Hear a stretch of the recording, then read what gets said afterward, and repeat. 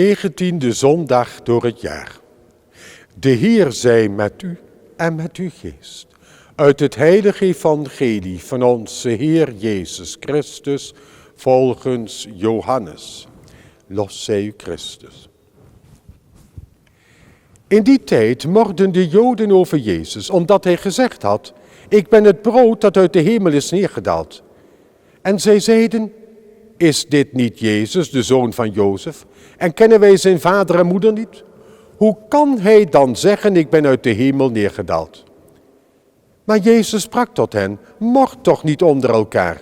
Niemand kan tot mij komen als de Vader die mij zond hem niet trekt.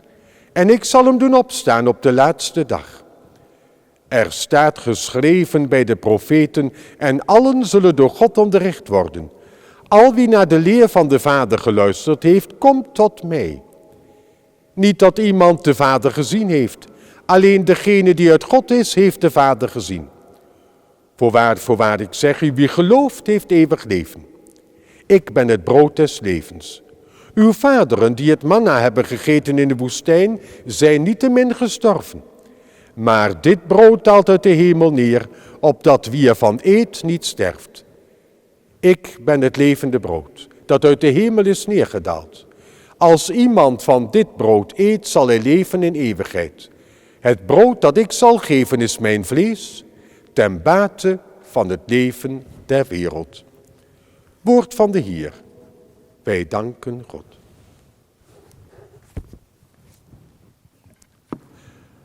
Waarom zijn we hier vanmorgen in de heilige mis?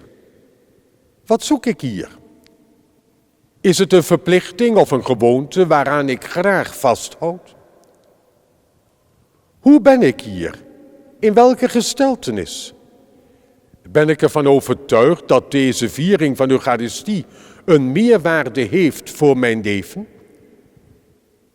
Misschien voelen we ons door die vraag betrapt, omdat we daarover te weinig nadenken. Veel dingen die wij geregeld doen, functioneren vaak op de, zeg maar, automatische piloot. Wat doen we hier? Uiteindelijk mag deze vraag voor ons betekenen: laten wij God aan ons gebeuren. Elia, in de eerste lezing, de man Gods, had reeds heel wat tijd doorgebracht bij zijn schepper en Heer. En hij wist waarom hij dat deed. Elia was, als het ware bij God, kind aan huis. Maar zoals we dat zojuist in de eerste lezing mochten beluisteren, nu is hij de draad kwijt en het spoor bijster. Geschrokken en onthutst is hij nu opnieuw op zoek naar God.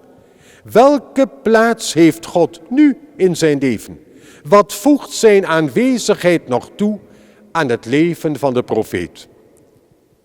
Elia zegt: het wordt mij te veel, Heer. Laat mij sterven, want ik ben niet beter dan mijn vaderen. Elia ziet het niet meer zitten. Hij leeft nog wel in geloof aan God, maar wat dat God nu concreet in zijn leven te betekenen heeft, dat ziet hij niet meer zo duidelijk.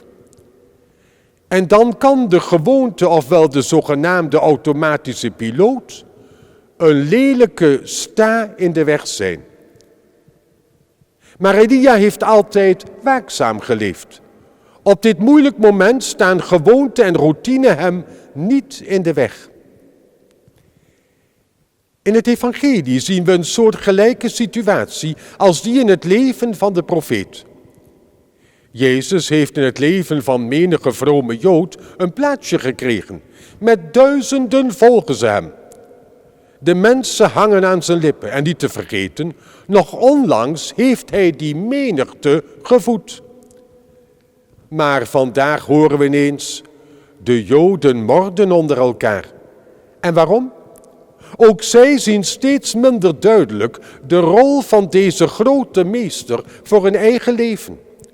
Hun honger verzadigen, ja, maar hoe kan hij ons zijn vlees te eten geven? Herkennen wij ons misschien in die menigte en leerlingen uit het evangelie? We geloven in God. Jezus heeft inderdaad een plekje in ons leven, anders waren we niet hier, luisteren we niet. Wat betekent dat christen zijn nu concreet? In hoeverre ben ik werkelijk op God betrokken en geeft Hij richting aan mijn leven? Wat zoek ik hier in de heilige mis? Gelukkig vinden wij niet alleen de vraag terug in de teksten. Voor wie goed geluisterd heeft, er is ook een antwoord.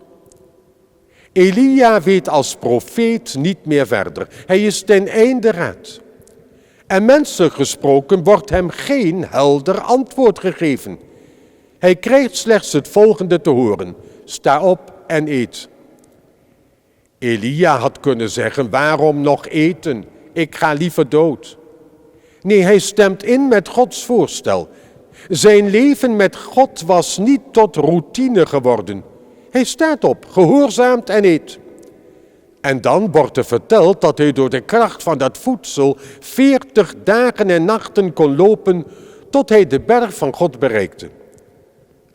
De opdracht van Gods wegen om te eten geeft Elia niet zomaar kracht.